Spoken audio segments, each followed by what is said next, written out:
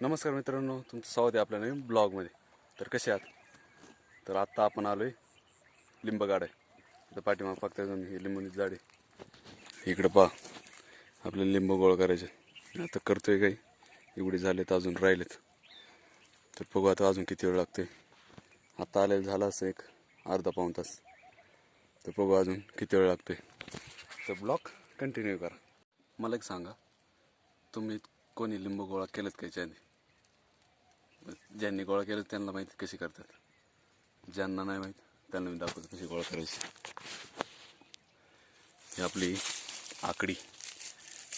आता ही मोकळी जागा आहे ह्या झाडाखाली, त्यामुळे जमतं डायरेक्ट जायला. पण काही वेळेस अडचणी असेल किंवा ही आकडी काय होतं, लांबची लिंबाशी ओढायची, अशी एक एक गोळा करायचं, बादली टाळायचं. काही वेळेस आता इथे थोडी जागा कमी, त्यामुळे आपण असं आकडीने ओढतोय. डायरेक्ट तिकडून उचलायचं, डायरेक्ट असं आतमध्ये इकडे हातात, हे का नाही. आता इथे जागा कमी, त्यामुळे अशी ओढायची आपली. जे कोणी नवीन असतात चॅनलला, सगळेच नवीन आहेत, मी पण नवीनच, त्यामुळे चॅनल सबस्क्राईब करा, आहे का नाही. तर तुम्हाला आपली नवीन नवीन शेतीची कामं पाहायला मिळतील. जीवन कसं असतं शेतकऱ्याचं, गावाकडची लाईफ ते बघायला भेटते.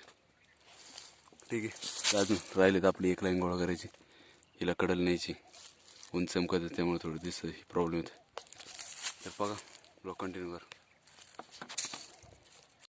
तर गाईज आता आला आपण लिंबा काढून घरी. भरपूर वेळ गेला, 1-2-2.5 तास गेले असते. तर ब्लॉग कसा आवडला नक्की सांगा, आणि लाईक शेअर कमेंट नक्की करा. तर भेटू पुढच्या ब्लॉगमध्ये.